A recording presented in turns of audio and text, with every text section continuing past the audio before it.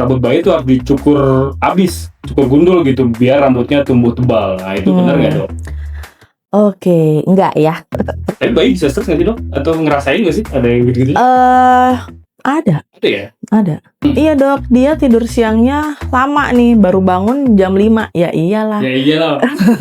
jadi Bedong itu tidak akan membuat menjadi lurus atau malah jadi berubah gitu. Jadi memang ya udah menjadi dewasa, ya udah dapat sisanya aja 8 jam, 6 sampai 8 jam gitu. Kalau saya sendiri juga malah sering dengarnya kalau soal kaki bengkok ya. Itu kekurangan vitamin D ya?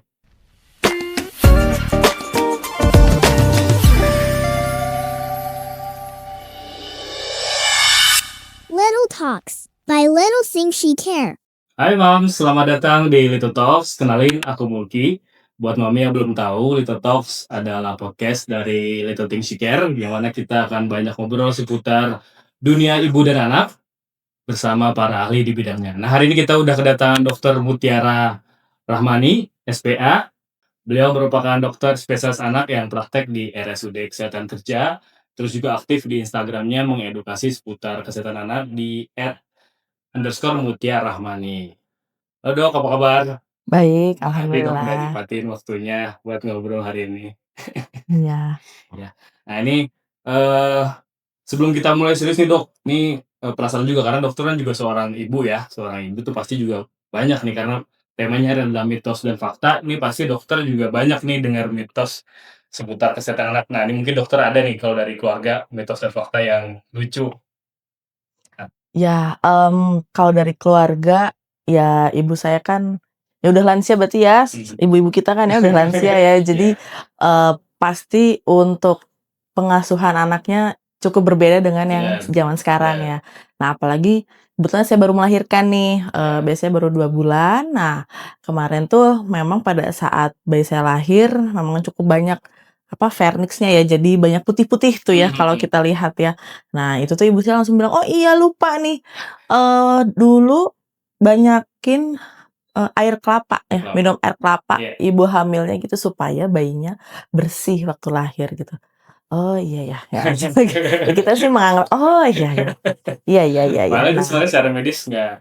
Secara medis sih enggak ya, karena, dipengaruhi pastinya ada genetiknya, kemudian bagaimana kondisi kehamilannya gitu ya. Jadi secara ini ya tidak ada ya, secara langsung si air kelapa bikin kulit bersih gitu pada saat bayinya lahir, itu enggak ya. Mungkin mami di rumah juga banyak yang relate ya. Siapa nih mami yang udah pernah juga dengar atau sering dengar kalau air kelapa bisa jadi bersih atau jadi lancar ya dok ya katanya. Nah ini boleh nih drop di kolom komentar. Nah, ini kan pasti apalagi buat ibu yang baru ya dok ya. Ini pasti banyak banget nih masukan mitos nih apalagi di Indonesia ini kan. Nah ini yang pertama katanya bayi harus dibedong ketat biar kakinya lurus. Nah itu bener nggak dok atau gimana sebenarnya itu? Oke, ya ini memang menjadi kekhawatiran para ibu dan para orang tua ya. Anak harus dibedong nih supaya kakinya nggak bengkok. Nah, sebetulnya bengkok itu sendiri tampak bengkok sebetulnya ya. Nah, itu masih bisa terlihat sampai usia 2 tahun. Jadi bentuk tampak bengkoknya itu masih bisa terlihat sampai 2 tahun. Nah, makanya kan oh nih dibedong. Nah, sebetulnya bedong itu sendiri tidak akan merubah atau membuat si kaki itu malah justru menjadi lurus gitu. Memang ada ya anak kondisi tertentu yang memang sebetulnya secara anatomi sudah mengalami atau memiliki kelainan anatomi ya atau ya bengkok itu. Nah, jika anak tersebut atau bayi tersebut sudah mengalami kondisi itu, bedong itu tidak akan membuat menjadi lurus atau malah jadi berubah gitu, itu enggak. Nah, kemudian sebetulnya boleh nggak sih ya pemakaian bedong? Nah, bedong itu boleh diberikan atau dilakukan pada bayi, cuma memang tidak sangat ketat gitu ya. Jadi memang masih loose aja, hanya untuk membuat bayinya nyaman, hanya untuk membuat bayinya terasa hangat ya, apalagi pada, ya bedong atau berarti kan dia seperti dipeluk gitu ya, menghangatkan itu juga ada gunanya pada saat misalnya anaknya rewel atau, misalnya akibat kolik gitu ya, nah itu bisa. Kolik itu dia jadi ada dikatakan dia mengalami gangguan cerna padahal sebetulnya dia menangis ya. Jadi menangis yang sering, yang lama gitu, bisa sampai 3 jam, diapain juga kayaknya dia nggak ngaruh gitu, nangis aja. Nah itu ya salah satu tata laksananya adalah dia ya dibuat nyaman itu si bayinya. Nah, kemudian boleh, anak yang normal, anak yang sehat juga boleh dibedong, tapi ya mungkin loose aja ya, dan itu misalnya pada saat, malam hari misalnya pada saat tidur gitu. Jadi memang tidak ketat ya karena penggunaan bedong yang terlalu ketat itu justru nanti akan, dapat menyebabkan pinggulnya itu bergeser, Oh, ya? gitu. Oh, Iya, wow. ya kan saking seret gitu ya. Iya, Nah, iya, itu jadinya memang justrunya nanti malah akan membuat adanya perubahan Malah gitu anatomi. ya. Iya, malah jadi ada malformasi pada bayi tersebut gitu. Jadi, ya boleh tapi juga Harus diperhatikan. sewajarnya aja gitu. Nah, itu ya. Tadinya niatnya mau ini malah jadi itu ya, malah jadi nggak bagus ya kalau terlalu ketat. Saya juga suka serem sih ngeliatnya kalau dibedong gitu kayak Iya. kalau ketat ya. Kalau saya sendiri juga malah sering dengarnya kalau soal kaki bengkok ya, itu kekurangan vitamin D ya? Kan ada yang, Vitamin D oh ada yang X ada, gitu. ya itu ada, banyaknya sih memang genetik ya Genetik ya? gitu. Cuma memang, suka ada orang tua yang bingung nih, "Oh kok anak saya begini ya?" Padahal maksudnya dari orang tuanya nggak ada. Nah itu kan sebetulnya gen-gennya atau ya istilahnya mungkin DNA-nya yang muncul itu tidak selalu yang dominan gitu. Iya. Jadi selalu diturunkan itu tidak Karena kan gitu. kalau kita ngomongin DNA itu bisa jauh dari kakek ya. Iya, Makanya. bahkan juga kayak, samping-sampingnya gitu ya, Benar, sepupu banyak gitu. benar. Atau, jadi ya memang nggak langsung diturunkan dan tidak dominan sehingga tidak semuanya muncul. Tuh Mam ya, jadi harus diperhatikan tuh dalam bedong-bedong ini, jangan sampai salah. Nah ini kita lanjut ke, ini juga salah satu hal yang ini nih Dok,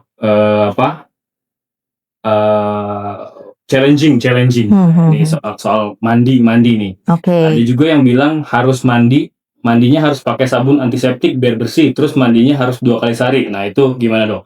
Mitos dan faktanya, sebenarnya harus pakai sabun antiseptik atau gimana? Oke. Kalau untuk frekuensi dulu ya, Frekuensi. tadi kan kalau 2 kali sehari itu sebenarnya tergantung kondisi mungkin ya. Kalau misalnya di rumah sakit itu bayi meskipun dia prematur, dia dinicu pun juga itu dimandikan sekali sehari di pagi hari justru. Nah, kalau saya pribadi sih memandikan ya 2 kali sehari ya, karena kan ya aktivitas ya, kemudian, cuacanya juga kan lagi, panas gitu, kalaupun ya ini mendung ya, lagi hujan juga, tapi kan cuacanya nggak enak tetap aja gitu. Dengan mandi itu dia apalagi mandinya mandi air hangat, nah itu akan membuat bayinya nyaman, seperti itu. Kalau untuk penggunaan sabunnya justru, ya harus diperhatikan ya, harus diperhatikan justru yang, mengandung antiseptik itu ada beberapa antiseptik, kemudian deterjen, deodoran, nah itu tidak boleh Betul. ya karena, ya misalnya anak-anak yang, ya sensitif ya atau dia punya gen alergi, nah itu kan dia secara naturalnya dia memang kulitnya akan lebih kering dibandingkan yang tidak alergi. Nah, penggunaan antiseptik itu bisa membuat kulitnya menjadi semakin kering. Gitu. Jadilah pori-porinya terbuka, jadi akan tampak lebih sensitif gitu. Jadi kayak kena ludah aja merah, kena susu merah, keringat merah gitu. Padahal ya kalau misalnya dilihat nih, oh ini ternyata dari sabun. Juga bisa mempengaruhi. Sebenarnya sama ya Dok, kayak jangankan bayi, kayak orang dewasa juga sebenarnya cocok-cocokan soal kosmetik ya atau barang yang kita pakai. Kayak saya pribadi nih, jadi curcol. Saya pribadi ini kan sebenarnya rambut saya waktu itu tiba-tiba nih, karena kan kita bisa berubah ya saat nggak tahu saya ngerasain benar atau enggak nih. Saat kita 20, 25, 30 itu kan kita berubah ya Dok ya. Kayak saya tiba-tiba rambut saya tuh ketombean waktu itu. Padahal sebelumnya enggak. Nah waktu itu tukang cukurnya nyari ini kayaknya psoriasis ya, kayak psoriasis gitu kan. Iya. Itu ke kepala ya, akhirnya kayak ketombe. Ya dia nyarinya pakai sampo bayi waktu itu. Saya pakai sampai sekarang tuh saya pakai sampo bayi. Jadi aman dia Kak. aman lah gitu ya. Memang teorinya kan kalau pura-pura bayi lebih aman lah ya. Jadi buat Iya. dewasa jadi itu. Jadi katanya jangan pakai yang deterjen. Ya, Dok ya. betul. Nah, ini juga masih soal rambut nih, Dok. Terus juga katanya kalau rambut bayi itu harus dicukur habis, cukur gundul gitu biar rambutnya tumbuh tebal. Nah, itu benar nggak, Dok? Oke, enggak ya. Enggak. Jadi itu ya mitos lagi ya. Mitos ya. Jadi kalau bayi pada Hmm. saat awal-awal kehidupan itu memang punya velus disebutnya atau rambut-rambut Iya, halus betul. ya. Nah, velus itu sendiri dia akan runtuh atau akan rontok dengan sendirinya pada saat awal-awal usianya Oke. gitu. Nah, nantinya dia ya sudah akan tumbuh dengan sendirinya. Cuma memang rambut itu kan dia memiliki beberapa fase pertumbuhan ya. Ada fase tumbuh, ada lepas gitu ya. Nah, ini 3 fase ini di masing-masing helainya pun juga berbeda. Jadi kayak kenapa kok rambut sebelah depan lebih lebih lama, yang belakang lebih cepat gitu. Nah, karena memang setiap helainya akan lebih, akan berbeda-beda gitu untuk waktunya, waktu melalui fase tersebut. Nah, dengan dicukur habis, digundul habis itu tidak mempengaruhi fase tersebut iya, gitu. benar. Jadi tetap, pertumbuhan rambut itu dia akan dipengaruhi oleh folikel yang di dalam kulitnya gitu. Jadi bukan karena dicukur, oh terus langsung jadi cepet nih semuanya, enggak gitu. Karena kan bisa aja memang pada saat dicukur, oh memang lagi fase tumbuh si rambutnya, jadi memang akan lebih cepat. Oh ternyata rambut yang di sebelah belakang misalnya, dia sedang melalui fase lepas, sehingga memang akan lebih lama muncul rambutnya gitu. Gitu. Jadi nggak tentu ya, nggak tahu enggak ya, nggak akan tumbuh. Ini juga dokter ya, genetik juga kali. Iya, genetik, kemudian bagaimana nutrisinya gitu. Jadi Stres mungkin bayi stres. ya stres atuh. Aduh, harga naik gitu, stres gitu dia. Tapi bayi bisa stres nggak sih, Dok? Atau ngerasain nggak sih ada yang gitu-gitu? Ada. Ada ya? Ada. Apa istilahnya ya? Dia Sensing ya? dia meluapkannya salah satunya dengan nursing strike. Jadi menolak menyusu. Oh, I see. Nah, di situ bisa. Itu dia istilahnya ya memang sensing si ibunya tuh sedang mengalami masalah. Ada perubahan pola hidup si ibunya. Misalnya, oh mau kerja nih, ibunya stres kan, seperti itu. Jadi jangan stres-stres, Mami. Subscribe itu. Little Things You Can. Nah, ini juga masih follow up dari rambut nih. Terus juga kan dari tadi, berarti kan kita juga sering dengar nih, nggak boleh dipotong sebelum 40 hari. Nah, itu berarti nggak bener ya? Enggak. Nggak bener ya? Jangan. Rambut, kuku, jangan ya. Banyak banget ini baru di fase bayi aja ini udah banyak banget nih buat Mami. Harus pinter-pinter milih-milih. Ini memang info ya. Terus juga kalau emang ragu, pastiin tanya ke ahlinya atau ke dokter anaknya Mami nih ya. Terus juga jangan lupa follow Instagram Little Things Care karena di situ juga banyak info-info. Terus juga follow dokter Mutia nih. Nanti juga di situ aja banyak ya, Dok ya, info-info Insyaallah. dari setiap usianya. Next-nya kita ke ini nih, Dok, yang momen yang bikin orang tua panik nih di setiap usia kayaknya akan ada, yaitu demam ya, Dok ya. Kayaknya kalau udah mau bayi, mau toddler juga itu udah kalang kabut deh kalau demam ya, Dok ya. Nah, ini banyak yang percaya nih, demam itu tanda tumbuh gigi. Nah, itu bener nggak, Dok? Salah satunya, Salah satunya. masa ada. Pada saat dia tumbuh gigi itu kan dia ada istilahnya apa ya, proses inflamasi atau proses peradangan ya. Nah, di giginya itu sendiri. Nah, itu ada beberapa anak yang memang menjadi demam seperti itu. Tapi anak demam belum tentu dia karena tumbuh gigi. Ya kita juga pada saat anak demam ya kita harus lihat nih apakah memang bayinya ada gusi bengkaknya atau tidak, atau tampak ya putih-putih ya kayak yang memang gigi gitu. Jadi ya demam tidak selalu karena tumbuh gigi. Ya. Biasanya apa, Dok? Selain tumbuh gigi biasanya apa sih yang nyebabin demam? Bisa karena infeksi tentunya, kemudian bisa juga karena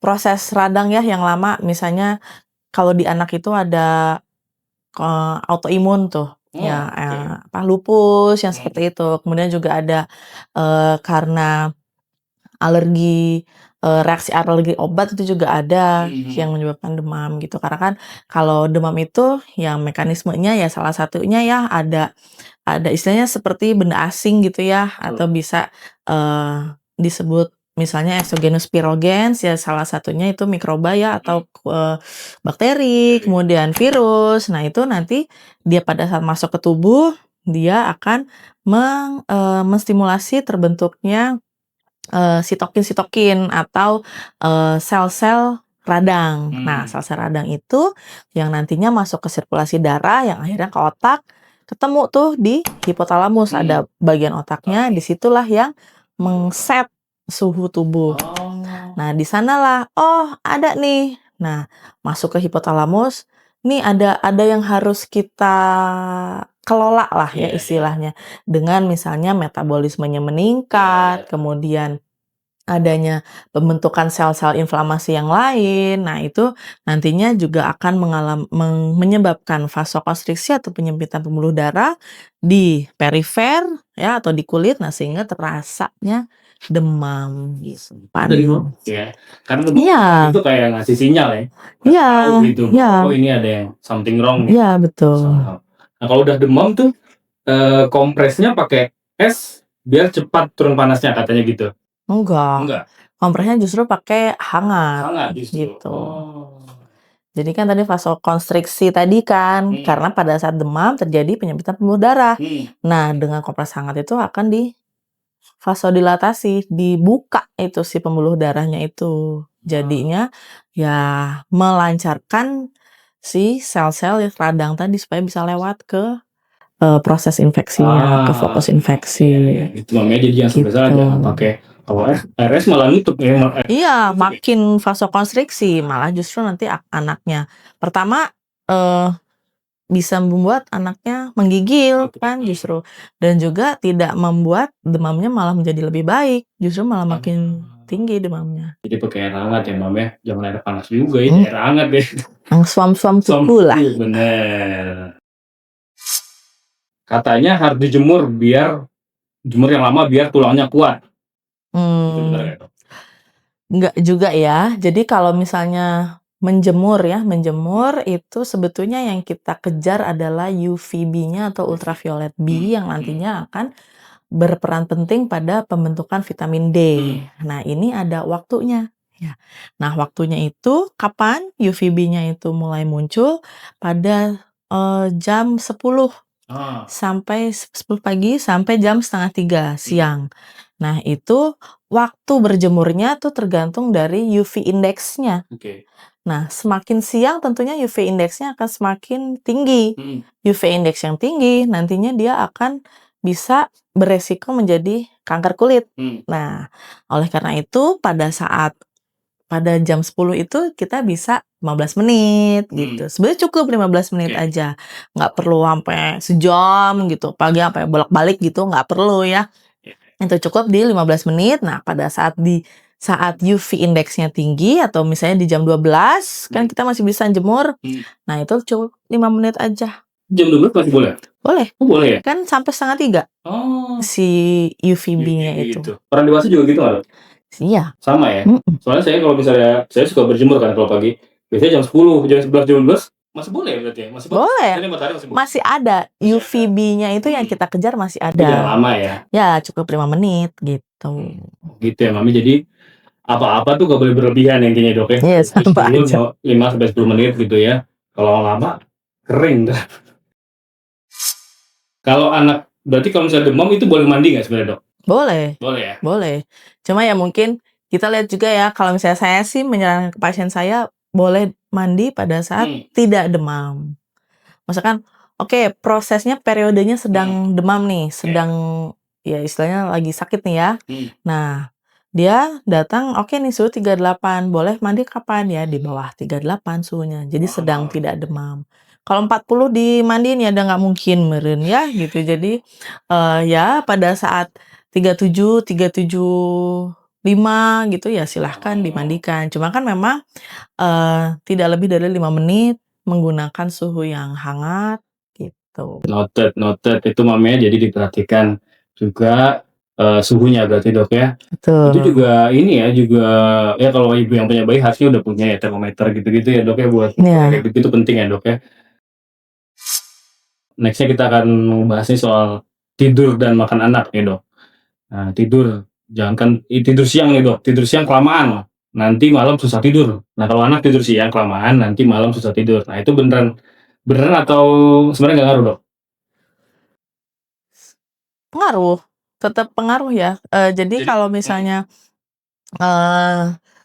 durasi dan kapan bangunnya. Kalau misalnya, dia tidur 2 jam, tapi dia hanya dari jam 10 sampai jam 12. Nah itu kan dia, kemungkinan tidak akan mempengaruhi mulai tidur malamnya. Tapi kalau misalnya kayak pasien saya tadi pagi tuh, "Iya dok, dia tidur siangnya lama nih, baru bangun jam 5." Ya iyalah. Ya iyalah. Jadi Ya iyalah, sedangkan pada saat ya masa pertumbuhan ini tidur malam itu maksimal sekali dimulainya di jam 9 malam, oh gitu. Ya kalau misalnya dia baru bangun jam 5 atau bahkan maghrib ya iya jam 9 pasti belum ngantuk. Jadinya anak itu ya tidurnya jam 12 karena tidur siangnya ya bangunnya jam 5 ya meskipun sebetulnya tidurnya cuma sejam Iya, gitu. Jadi lebih ke kapan dia terakhir bangun ya. Makanya kalau saya sih menerapkannya ya asar lah ya, 3:30 lah itu udah maksimal banget bangun gitu. Sama aja sebenarnya Baru kayak tidur. dewasa. Kalau dewasa kita sering dengar bahwa tidur itu kan jam 6 jam, 8 jam. Kalau anak tuh lebih banyak atau sama aja sebenarnya? Anak dia tergantung usia, semakin ya newborn dia masih ada bahkan bisa 15 jam gitu tidur, heeh. Nah kesini-sininya memang dia akan berkurang seiring dengan bertambahnya usia. Gitu ya. Jadi memang ya udah menjadi dewasa ya udah dapat sisanya aja 8 jam, 6 sampai 8 jam gitu. Can relate ya. Itu soal tidur ya Mami, jadi harus diperhatikan. Jangan sampai maghrib juga ya dok ya. Biasanya kalau maghrib itu bangunin, udah ntar gak bisa tidur malam. Ya udah deket ya dok ya tidur malamnya. Iya. Tidur ya pasti di bawah jam 12 ya dok ya. Orang dewasa juga gitu, bayi juga usahain tidurnya di bawah jam 12 malam guys. Gitu juga nggak ada? Kalau anak sih, ya itu tadi maksimal jam 9. Jam 9 ya? Jadi, terakhir mungkin kalau yang masih menyusu ya itu jam 8, 7:30 itu sudah persiapan tidur, Oke. ya misalnya habis Isya gitu ya. Ya udah semuanya persiapan tidur, kemudian, ya mulai dibacakan buku misalnya, mau sikat gigi gitu. Nah sehingga diharapkan jam 8 maksimal jam 9 itu sudah tidur. Itu Mami ya, jadi diperhatikan tuh. Window-window atau waktu-waktu tidurnya. Next kita ngomongin soal ini dok. Kalau pilek, banyak yang orang minum dingin atau mandi. Nah itu sebenarnya gimana dok? Boleh nggak sih makan dingin? Kalau dingin minum es ya suka Minum es, disalahin es. tuh ya si Es esnya terus. padahal.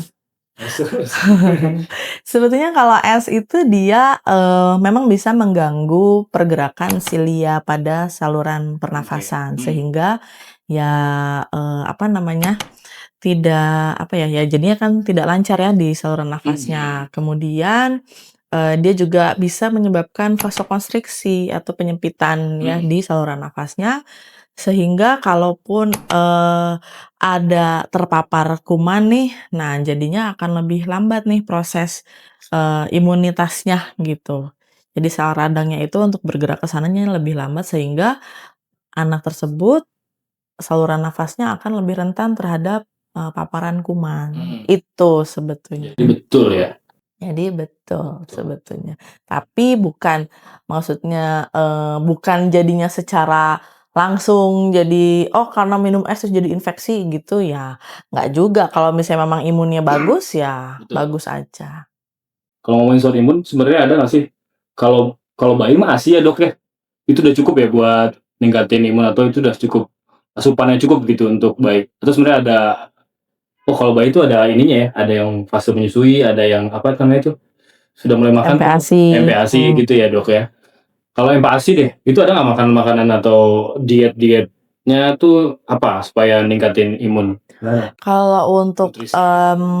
MPASI ya dulu mungkin zaman orang tua kita masih, apa istilahnya, menu tunggal ya gitu. Jadi, "Oh pisang dulu." Nah itu ya yang hits banget tuh pisang dulu ya. Digejek ya? Iya, nah sekarang sebenarnya udah menu lengkap ya, menu lengkap. Jadi semuanya udah dikemas gitu, udah satu kesatuan gitu. Jadi nggak, "Oh nanti ini pisang dulu," misalnya jadi, "Oh baru mulai nih, oh buah dulu," misalnya berapa minggu, nanti setelah itu baru makan bubur. Nah enggak gitu. Sekarang mah bener-bener Ada jreng daging juga ya, langsung semuanya. daging, Iya, hati ya? iya. Jadi pada saat, hari pertama, MPASI tuh pas umur 6 bulan banget, nah itu udah langsung ada nasinya, ada karbohidratnya, kemudian ada protein hewaninya, bisa ya ayam atau apa, telur juga terserah ya. Ada sayurnya, hanya ya sebetulnya sayur juga sebanyak sayur biar BAB-nya lancar nih mau MPASI. Nah itu enggak juga, yang penting harus rutin aja. Nah cemilannya baru kita bisa berikan buah-buahan gitu. Ngomongin makan nih, sebenarnya bayi boleh nggak sih di bawah 6 bulan tuh dikasih air putih selain ASI? Itu Nggak perlu, nggak perlu? bukan boleh nggak boleh, cuma nggak perlu Nggak ya perlu? gitu. Karena, ya memang, apa namanya, kalau lambung bayi itu kan dia masih kecil ya, jadi memang akan lebih cepat penuhnya. Oke. Jadi ya memang benar-benar yang diperlukan untuk bayi. Kalau air putih dia bisa memenuhi, cuma kan kalorinya 0. Jadi kan tidak mengenyangkan, maksudnya tidak bermanfaat itu untuk bayi gitu. Jadi memang benar-benar ASI saja, apalagi pada yang ya 0 sampai 6 bulan ya, gitu. I see. Nah, apa, jadi nggak perlu ya Dok ya? Enggak. Jadi ASI aja. Karena juga air juga, apa ya, mungkin terlalu banyak ininya ya, atau kalau buat bayi mungkin nggak aman juga kali Dok ya, kan air macem-macem, ada pH-nya gitu-gitunya Dok. Oh ya. Iya. Nah ini juga, favorit juga nih Dok, yang banyak juga yang nanya, katanya jus buah sama nih sehatnya kayak makan buah segar. Nah ini sebenarnya mana yang lebih baik, jus buah atau buah yang masih utuh? Oh tentunya buah utuh Utuh ya, ya? buah segar. Karena kalau jus buah itu dia lebih ke sari buah Sari ya, ya? sari buah ya. Apalagi kalau jus semangka ada apa, dapat apa lagi gitu ya, udah mah air, isinya Iya, air, di blender lagi jadi air gitu, jadi apa gitu ya. Nah itu, jadi memang tidak disarankan, Tidak banyak. terutama memang yang ya 2 tahun ke bawah lah ya, atau bahkan sebetulnya kalau, memang guideline MPASI itu dia di bawah 3 tahun tidak disarankan untuk memberikan jus buah. Ya kalaupun memang harus banget jus buah ya hanya 125 mili per hari, maksud sekali itu doang. Karena kayaknya si makan buah itu juga ada pengalaman di situ kayak, Iya. tekstur segala macam Ya banget. betul, Jadi rasanya, kemudian ya dia apa ya, mainnya itu ya, sensori merasakan, buahnya itu seperti apa gitu. Kemudian kan ya kalau misalnya dijadikan jus ya kemungkinan kandungan buahnya itu juga berubah, sehingga ya apa nih yang didapat sama si anak nantinya gitu. Karena saya juga sekarang kan ibu-ibu sekarang ya, yang di era modern udah mulai aware nih soal ngasih makanan yang sehat ya. Kalau zaman saya dulu mungkin anak tuh masih banyak yang dikasih MSG atau apa. Kalau saya lihat tuh ya memang sebenarnya anak yang dia tahu enak itu ya dari kecil kan dikasih akhirnya banyak tuh anak-anak sekarang saya lihat di Instagram ibunya dikasih sayur, akhirnya dia suka makan sayur atau karena yang dia tahu itu kan gitu. Dia nggak tahu kayak makanan cemilan atau yang suprosa atau apa yang ini dia nggak tahu, akhirnya dia malah nggak mau tuh karena buat dia asing ya Dok ya. Jadi memang di situ juga ada ini ya apa kayak ya pengalaman juga ya gitu ya, apa yang dikasih tahu orang tuanya ya udah yang dia tahu itu gitu ya Dok. Iya iya makanya suka, ya ini salah satu yang membuat si anak itu pilih makan ya karena misalnya ibunya nggak pernah makan itu. Benar. Gitu, dari pas hamil, jadinya dia nggak ngerti tuh pas MPASI rasa apa sih, jadinya dia nggak mau. Nah itu bisa menyebabkan. Nah ini juga ada nih pertanyaan yang masuk nih Dok ya ke DM kita nih, gitu dananya dari Mami @maharani_risma11. Ini bayi cegukan karena kedinginan, itu mitos atau fakta Dok? Gimana korelasinya kalau secara medis? Kalau untuk cegukan sendiri atau hikap ya, nah itu dia, akibat apa namanya, bayi itu belum bisa mengkoordinasi, otot diafragmanya. Jadi kayak bayi itu masih bingung, masih belum bisa, ya itu mengkoordinasi kapan otot yang harus digunakan pada saat dia bernafas, bicara misalnya, atau menyusu, gitu. Oke. Jadi, nggak hanya pada saat kedinginan ya, mungkin saja pada saat dia dingin, dia sedang menyusu atau dia mau nangis nih sebagai respon karena dia nggak nyaman dengan dingin itu, dia jadinya cegukan. Karena dia pada saat kedinginan ya mungkin dia cemas, jadinya kan nafasnya lebih cepat, nah dia mau nangis tuh, karena dia mau ngasih tahu mamahnya, "Oh ini kedinginan." Nah, dia belum bisa mengkoordinasikan itu jadinya cegukan. Obatnya ada, remedinya ada kalau bayi ditepuk-tepuk? Ya mungkin Asosiasi. menenangkan bayi aja, membuat bayi nyaman seperti itu. Mudah-mudahan menjawab ya, Bu Mami Maharani Risma 11. Nah itu tadi soal makanan ya, jadi diperhatikan terutama tadi soal buah ya, lebih baik buah segar daripada di jus. Yang dewasa juga gitu dok ya, apalagi Iya. kan apalagi udah kalau ditambahin sama gula. Iya, betul. Next kita lanjut ini segmen favorit aku nih dok, soal ini juga mungkin banyak yang relate sama di Indonesia soal mitos unik nih soal perawatan tradisional nih, tradisi nih banyak. Nah ini katanya kalau habis mandi itu harus dipakai minyak telon biar nggak masuk angin. Nah itu sebenarnya bener nggak dok? Minyak telon. Kalau di medis saya sendiri juga bingung kalau ditanya masuk angin itu apa dok? Nggak tahu Bu, saya nggak belajar gitu ya. Sebetulnya kalau minyak telon sendiri itu fungsinya hanya untuk menghangatkan dan membuat bayi mungkin lebih nyaman gitu ya, karena ya rasa hangat yang ditimbulkan oleh bayi itu di kulit. Cuma memang hati-hati, ada jenis telon ya, maksudnya ya mungkin kandungannya kan berbagai macam merek, mungkin beda-beda ya, itu bisa mengiritasi kulit dan akhirnya membuat ruam gitu. Jadi ya tetap hati-hati aja gitu pada saat menggunakan telon, ya dilihat nih bagaimana respon dari si bayinya. Ke yang tadi dok ya, barang-barang yang dipakai buat bayi ya. Ini bisa masuk sponsor ya di sini. Telon ya nanti. Nah ini terus katanya, jadi kita udah ngomongin soal air kelapa ya dok ya. Nah ini juga air kelapa katanya bisa bikin bayi cepet jalan. Itu benar? Enggak lah. Kasih air kelapa ya terus, tapi kayak diantep ya, didiemin aja ya nggak akan bisa jadi apa-apa juga gitu ya, tetap jalan ya. ya jadi tetap harus yang ngasih air kelapa mah ya sok-sok aja ya, cuma Gitu nggak relate. iya, lagi-lagi tetap harus stimulasi yang paling penting. Iya benar. Kalau mamanya jadi nggak ada sangkut paut ya air kelapa sama. Terus juga katanya bayi itu harus selalu dikasih bedak biar keringat. Nah itu bener nggak dok? Masih aman nggak sih sebenarnya pakai bedak? Ya kalau bedak itu kan dia dari ya ada bahan tertentunya ya. Nah dia kalau sekarang memang sudah tidak dianjurkan karena ternyata Menyumbat. pertama dia ke saluran nafas bisa kan, kalau kita puk puk puk, nah itu kan bikin ada kebul ya, kebul. Nah itu dia bisa bikin ada gangguan di saluran nafas, kemudian dia juga bisa kembali lagi menjadi ke iritasi, kemudian kalau saya baca ada yang kandungan bedak yang membuat jadi kanker, itu juga ada. Makanya sekarang udah jarang ya betul gitu. Jadi makanya sekarang mah karena kembali ke iritasi, nah oleh karena itu jadi lebih direkomendasikan penggunaan pelembab.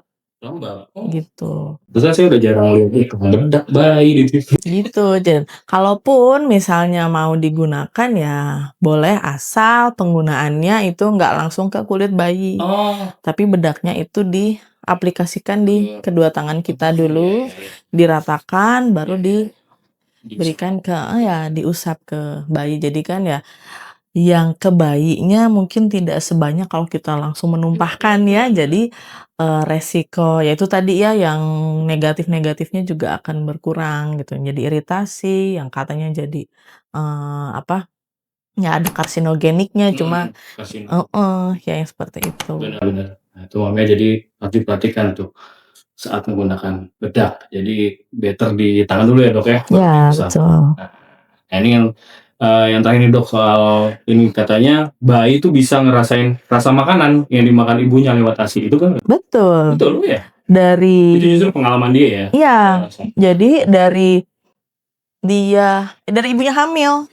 Ya, dari ibunya hamil, ibunya makan apa kan masuk ke pembuluh darah melalui plasenta. Ya, di situ bayinya sudah bisa merasakan apapun yang dimakan sama ibunya. Nah, si ASI pun juga sama. Rasa ASI ibunya makan apa di pagi hari, makan ayam, siangnya makan coklat. Nah, itu kan bisa berbeda gitu. Soalnya misalnya kayak segitunya ya, misalnya waktu bayi suka makan sushi misalnya, terus nanti pas gede dia juga suka sushi anaknya, itu bisa ya kayak gitu ya? Bisa. Ada ininya, Iya. karena emang pengalamannya dari bayi ya Dok ya? Karena dia banyak terpapar dengan bahan makanan itu. Menarik. Gitu. Menarik banget sih memang soal dunia medis, harusnya saya jadi dokter sih, menarik ternyata. Nextnya kita topik ini nih yang sering banget muncul di kolom komentar itu Ting Siker ya Dok, soal tindik bayi ya. Oke. Kita udah ke punchline-nya. Aman nggak sih Dok sebenarnya kalau bayi ditindik sejak ini, atau mulainya usia berapa sebenarnya untuk ditindik? Oke, kalau dari AAP atau American Association Pediatrics ya, itu idealnya sebetulnya di usia 3 bulan. Karena kan ya kita nggak tahu nih pada saat dia benar-benar baru lahir, imunitasnya seperti apa gitu ya, kondisi kulitnya seperti apa, nanti kan akan berpengaruh ke pada saat proses penyembuhan, pada saat setelah ditindik gitu. Namun memang itu sebetulnya dikembalikan lagi ke budaya masing-masing gitu. Jadi kalau idealnya sebetulnya di 3 bulan. Ya. Jadi pada saat ya anak udah besar pun juga silahkan gitu. Ada faktor budaya juga Dok ya, Ya, betul. beberapa daerah yang kayak di Eropa itu mereka pas udah gede ya baru ditindik. Nah, kalau dokter sendiri sebenarnya ada tips nggak apa sih bagaimana memilih anting yang aman untuk bayi, kayak misalnya materialnya atau apa? Ya, kalaupun misalnya ibu-ibu pada mau menindik bayinya pada saat ya sedini itu ya, nah itu memang harus dipilih yang tenaga yang melakukannya itu harus tenaga profesional, kemudian lingkungan pada saat dilakukan proses pendidikannya itu harus yang bersih, menggunakan alat-alat yang bersih, yang steril, seperti itu. Kemudian untuk pemilihan antingnya itu sendiri juga yang kecil tentunya ya, bayinya kecil masa antingnya besar kan yang bangles ya, kan nggak mungkin. Jadi yang kecil, kemudian kalau bisa yang menggunakan bahan yang hipoalergenik. Nah, contohnya emas, itu dia termasuk hipoalergenik. Kemudian hindari yang anting yang bergantung gitu ya, jadi yang itu mungkin udah yang anak-anak ya, jadi yang bulat terus ada hiasannya gitu ya, nah itu dihindari. Baiknya memang yang screw back gitu, jadi yang dikaitnya di belakang gitu. Jadi memang intinya sih anting-anting yang tidak beresiko tarik sama bayinya, karena kan gerakan bayinya kan belum bisa belum bisa dikontrol sama si bayinya sendiri, jadi tangan kemana gitu, taunya dia udah narik gitu. Jadi ya itu, dan selain tertarik akhirnya bikin trauma di telinga, ya dia bisa menimbulkan ya tersedak masuk ke mulut kan Apalagi gitu. kalau udah fase oral ya Dok? Ya betul. Ini apa nih? Oh ditarik, oh ternyata anting gitu. Jadi pastiin itu memilih tempat tindiknya yang pertama, terus juga material antingnya hipoalergenik ya Dok ya, terus juga saat memakaikan mungkin kalau maminya memakaikan sendiri pastikan bersih ya, steril gitu. Terus juga kalau dari kita pastiin kita juga sering Dok cek bagian belakangnya ya Dok ya, karena kan mungkin saat mandi ada sabun atau apa, pastinya dicek secara berkala tuh belakang antingnya. Terus juga pastiin tadi ya material dan desain antingnya terutama ya, supaya nggak gampang tertarik terutama di fase oral. Nah buat mami nih yang lagi cari tempat tindik ya, pastiin bisa datang nih ke rumah tindik kita di Jalan Gatot Subroto nomor 1 di @Ting Siker ya. Buat mami kita buka Senin sampai Jumat jam 9 sampai jam 5 sore gitu. Seru banget obrolan hari ini. Kalau bisa panjang-panjang nih dok ya. Yang pasti buat Mami yang penasaran, nanti bisa follow Dokter Mutia buat informasi tentang dunia anak lainnya di @_Mutia Rahmani ya dok ya. Makasih dokter atas waktunya. Ya. Terus juga sebelum kita tutup nih dok, mungkin dokter punya pesan nih buat Mami supaya nggak gampang percaya mitos-mitos tentang kesehatan. Jadi pesan terakhir gitu.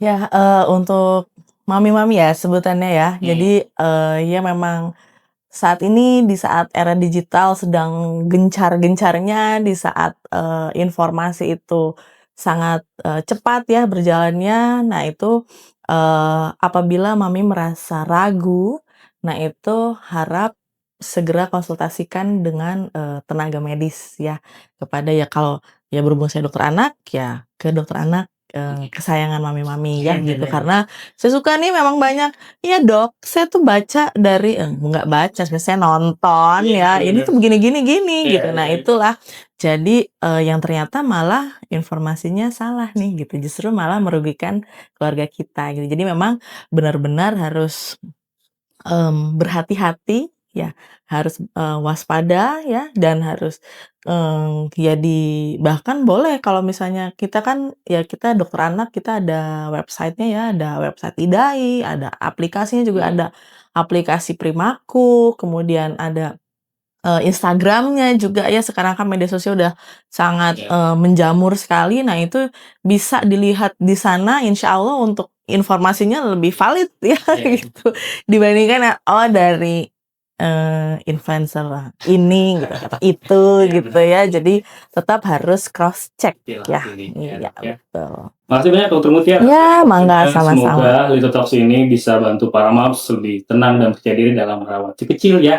Jangan lupa follow Instagram kami @LittleThingsSheCare dan LittleThingsSheWear supaya nggak ketinggalan promo-promo dan info soal Little Talks selanjutnya. Yang pasti juga follow Instagram Dokter Mutia @_Mutia Rahmani buat dapetin banyak ilmu soal kesehatan. Thanks for watching and always remember, Little Things You Care that feels like home. Bye Mami.